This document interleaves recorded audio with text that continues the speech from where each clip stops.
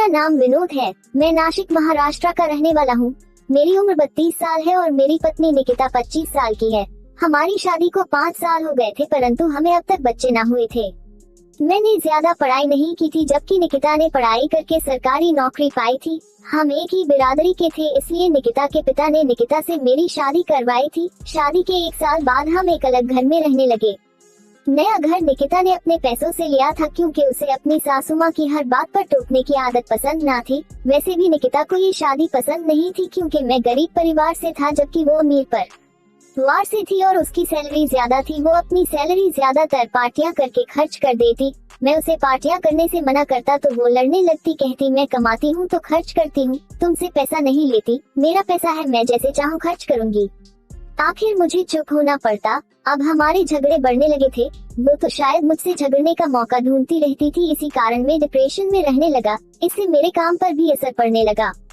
आखिर एक दिन मुझे नौकरी से निकाल दिया गया। निकिता को तो जैसे एक गिफ्ट मिल गया था। बात बात पर मेरा मजाक उड़ाती। मैंने नई नौकरी की तलाश शुरू की, परंतु उम्र ज्यादा होने के कारण तो कहीं पढ़ाई कम होने के कारण मुझे नौकरी नहीं मिल रही थी। 1 महीना हो गया, मेरे पास अब कुछ पैसे नहीं बचे थे। घर वालों से भी मदद मांगने में शर्म आने लगी, क्योंकि शादी के बाद मैंने उन्हें छोड़कर अपना अलग रास्ता कर लिया था। अब मैं निकिता पर निर्भर कर रहा था। मैं अब नौकरी ढूंढते हुए थक चुका था। 2 दिन हुए मैं घर से कहीं नहीं गया। निकिता की जॉब का समय सुबह 10:30 से शाम 5 बजे तक था। निकिता शाम में आकर खाना बनाती थी, फिर हम खाना खाकर कुछ देर टीवी देखकर सो जाते थे।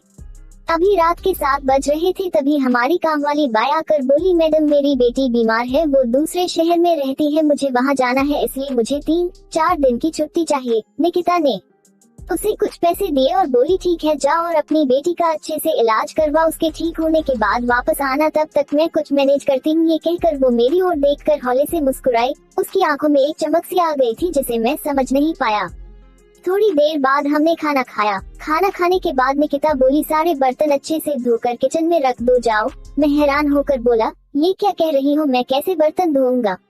निकिता बोली, क्या तुमने सुना नहीं कि काम वाली बाई 3-4 दिनों तक नहीं आएगी, उसके आने तक उसके सारे काम तुम्हें करना पड़ेगा, बर्तन धोना, कपड़े धोने, सफाई करने, अब से तुम करोगे, वैसे भी तुम दूसरा कोई काम नहीं करते, चलो अब जल्दी जाओ। मैं झगड़ा ना हो इसलिए चुपचाप उठकर चला गया, बर्तन धोए और किचन में रखकर सोने चला गया। थोड़ी देर बाद निकिता ने आकर पूछा, बर्तन धोकर रख दिए ना? मैंने हाँ में सर हिलाया तो वो बोली, कल भा ये काम करने हैं और मैंने अपने कुछ कपड़े निकाल कर रखे हैं, कल उन्हें भी धो देना। मैं चुप रहा, फिर हम सो गए। सुबह निकिता उठी, नाश्ता किया और रेडी होकर ऑफिस चली गई। मैंने सोचा इसके टॉर्चर से अच्छा है कि मैं बाहर जॉब तलाश करूँ। नाश्ता देखा तो निकिता ने नहीं बनाया था। गुस्से से मैं बिना नाश्ता किए ही निकल गया, परंतु नतीजा वही निकला, ना जॉब मिली ना ही उसकी कहीं से उम्मीद रही। थका हुआ जब घर गया तो निकिता गुस्से में भरी बैठी थी। चिल्लाकर बोली, कहाँ से आ रहे हो? मेरे कपड़े क्यों नहीं धोए? मुझे पार्टी में जाना था उन कपड़ों में। मुझे भी गुस्सा आ गया। मैं बोला कि मैं जॉब ढूंढने गया था और तुमने मेरे लिए नाश्ता क्यों नहीं बनाया था? निकिता चिढ़कर बोली, तो खुद बना कर क्यों नहीं खाया? मैं क्या तुम्हारी नौकर हूँ जो रोज तुम्हारे लिए खाने बनाऊं? मैं बोला कि हर पत्नी का कर्तव्य है कि वो अपने पति की सेवा करे। निकिता गुस्से से मेरे करीब आकर बोली, पति भी उस काबिल होना चाहिए कि उसकी सेवा की जाए, तुम तो खुद के लिए भी कुछ नहीं कर सकते, मेरे लिए क्या करोगे? मैंने हर चीज अपने पैसों से खरीदी है, यहाँ तक कि ये घर भी। आज तक तुमने मुझे क्या दिया? तुम तो एक बच्चा तक नहीं दे पाए। मैं धीमी आवाज में बोला, मैं जॉब ढूंढ रहा हूँ, जॉब मिलने के बाद सब ठीक हो जाएगा। निकिता बोली, अब तुम्हें जॉब नहीं मिलने वाली। और सुनो, अब मैंने एक फैसला किया है, अगर तुम्हें यहाँ रहना है तो मेरी पत्नी बन के रहना पड़ेगा, क्योंकि मैंने इस घर को एक पति की तरह संभाल रखा है, तो मैं एक पति की तरह रहूंगी और तुम्हें एक आदर्श पत्नी की तरह मेरी सेवा करना पड़ेगा। अगर मंजूर हो तो रुको, वरना यहाँ से चले जाओ, मुझे किसी की जरूरत नहीं है। मैंने निकिता को बहुत समझाने की कोशिश की, पर वो कुछ सुनने को तैयार ही नहीं थी। आखिर मैंने उसकी बात मान ली। अब उसका गुस्सा थोड़ा कम हुआ, पर उसने ऑर्डर किया, जाओ मेरे कपड़े धो लो, तब तक मैं खाना निकालती हूँ, पर कल से तुम्हें खाना भी बनाना पड़ेगा। मैंने अपना सामान रूम में रखा और जाकर निकिता के कपड़े धोए, फिर किचन में जाकर खाना खाया। बेडरूम में आया तो देखा निकिता अपने कुछ कपड़े निकाल रही थी। उनमें बहुत सारी साड़ियाँ, शलवार सूट, लहंगा, चोली, चूड़ीदार, फ्रॉक्स जो वो नहीं पहनती थी वो अलग करके मेरी अलमारी में रखने लगी और मेरे पुरुष ले सारे कपड़े निकालकर अपनी अलमारी में रखकर उसे लॉक कर दिया।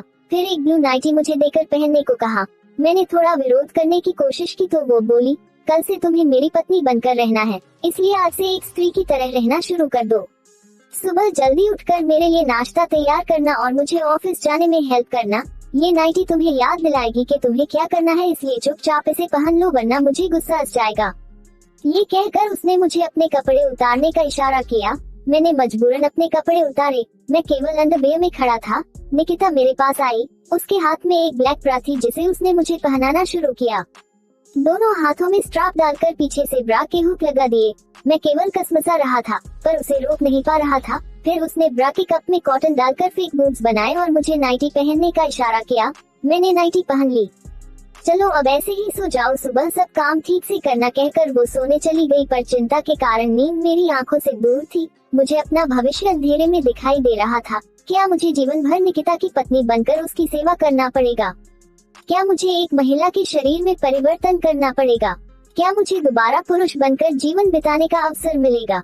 कई प्रश्न मेरे दिमाग में आए लेकिन उसका उत्तर किसी के पास न था। सुबह उठकर पहले मैंने नाश्ता बनाया, फिर निकिता को नींद से जगाया। वो मुझे देखकर बोली, सब काम कर लिया ना?